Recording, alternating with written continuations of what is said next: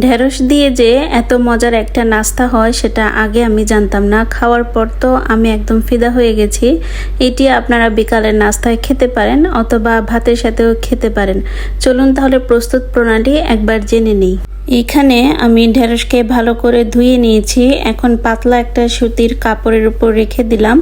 তারপর kitchen tissue দিয়ে আমি ভালো করে ঢেঁড়সগুলোকে মুছে নিচ্ছি, যাতে ঢেঁড়সের গায়ে কোনো পানি না থাকে। খেয়াল রাখবেন ঢেঁড়সের গায়ে যাতে কোনো পানি না থাকে, তাহলে কিন্তু এই রেসিপিটা বা এই নাস্তাটা খেতে এত ক্রিস্পি বা কাঞ্চিও হবে না।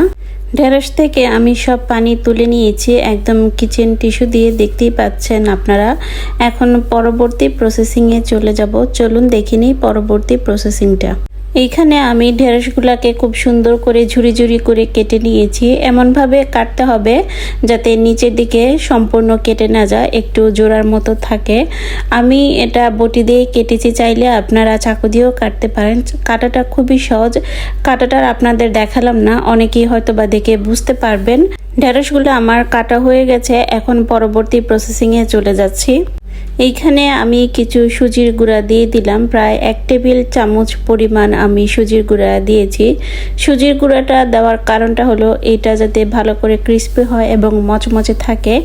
আমি এই সুজি দিয়ে ভালো করে এটাকে একটু মেখে নিচ্ছি, যাতে প্রত্যেকটার গায়ে ভালো করে সুজিগুলা লেগে যায় এবং মচমচে থাকে। তার জন্য আমি ভালো করে এই সুজি দিয়ে ঢেঁড়সটাকে প্রথম মেখে নিচ্ছি। ভিডিওর এই পর্যায়ে এসে সবাইকে একটা রিকোয়েস্ট করতেছি, আমার ভিডিও যদি আপনাদের ভালো লাগে তাহলে অবশ্যই লাইক কমেন্ট করবেন। চ্যানেলে নতুন হয়ে থাকলে চ্যানেলটা সাবস্ক্রাইব করবেন, পাশে থাকা বেল বাটনটা বাজিয়ে দিবেন পরবর্তী নোটিফিকেশন পাওয়ার জন্য।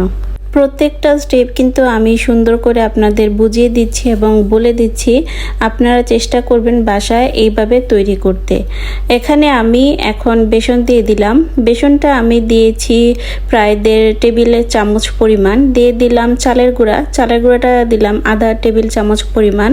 এইখানে লবণ, মরিচের গুঁড়া, হলুদের গুঁড়া, জিরা গুঁড়া সব কিছু আমি স্বাদ মতো দিয়েছি। আপনারাও আপনাদের স্বাদ মতো বা পরিমাণ মতো সব কিছু দিয়ে দিবেন। আর 2 টেবিল চামচ আমি কর্নফ্লাওয়ার দিয়েছি। কর্নফ্লাওয়ারটা দিলে আর চালের গুঁড়াটা দিলে একটু বেশি মচমচে থাকে। এখন আমি ভালো করে একটু মিশিয়ে নিব। আমি চামচ দিয়ে মিশানোর চেষ্টা করতেছি, কিন্তু দেখলাম যে চামচ দিয়ে ভালো করে একটা মিশানো যাচ্ছে না, খুবই একটা অস্বস্তি লাগছে। তাই আমি হাত দিয়ে ভালো করে মেখে নিচ্ছি। আপনারা চাইলে যেভাবে মাখতে পারেন হাত দিয়ে অথবা চামচের সাহায্যে, সেভাবেই আপনারা মেখে নেবেন। এখন ভালো করে এপাশ ওপাশ করে সবগুলার গায়ে যাতে মশলা বা আটা যে মশলাগুলো দিয়েছি সেটা যাতে ভালো করে মাখানো হয়। ঢেঁড়সের গায়ে সব মশলা এবং আটা ময়দা যা দিয়েছিলাম সবগুলোই ভালো করে মিশানো হয়েছে।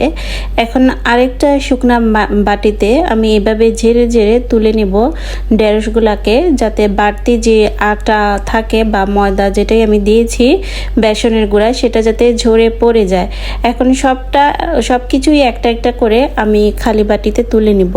ঢেঁড়স থেকে সব মশলা আটা যাই ছিল সেটা ঝাড়ানো হয়ে গেছে। এখন বাকি যে টুকু আছে সেটাতে আমি পানি একটু মিশিয়ে নিব, চাইলে আর একটু বেশি পরিমাণ দিতে পারেন। এখন অন্য একটা পাত্রে একটু তেল নিয়েছি, একটু বেশি পরিমাণে তেল নিলাম। আর যে ব্যাটারটা তৈরি করেছি সেই ব্যাটারের মধ্যে আমি ঝেড়ে ঝেড়ে যে ঢেঁড়সগুলো রেখেছিলাম সেটা ডুবিয়ে ডুবিয়ে আমি তেলের মধ্যে দিয়ে দিব। মনে রাখবেন এই ব্যাটারটা হতে হবে আমরা যেরকম বেগুনি বা আলুর চপ করি, যে ব্যাটারটা আমরা তৈরি করি সেই ব্যাটারের মতোই কিন্তু এর ঘনত্ব হবে। এখন সব কিছু আমি ডুবিয়ে ডুবিয়ে ঢেঁড়সগুলো আমি তেলের মধ্যে ভালো করে একটু করে ভেজে নেব। এই রেসিপিটা করতে বেশি সময় লাগে না। আপনার বাসায় যদি কোনো গেস্ট আসে, সেই গেস্টকে আপনি বসিয়ে রেখে এই রেসিপিটা বা এই স্ন্যাক্স আইটেমটা আপনি করে দিতে পারবেন। তারাও খুশি হবে, একটা নতুন ভিন্ন আঙ্গিকে একটা স্ন্যাক্স আইটেম যদি খায়। এটা ভাতের সাথেও কিন্তু খাওয়া যায়। তৈরি হয়ে গেল আমার মজাদার ঢেঁড়সের পাকোড়া। এটা কিন্তু ভাতের সাথেও খাওয়া যায়।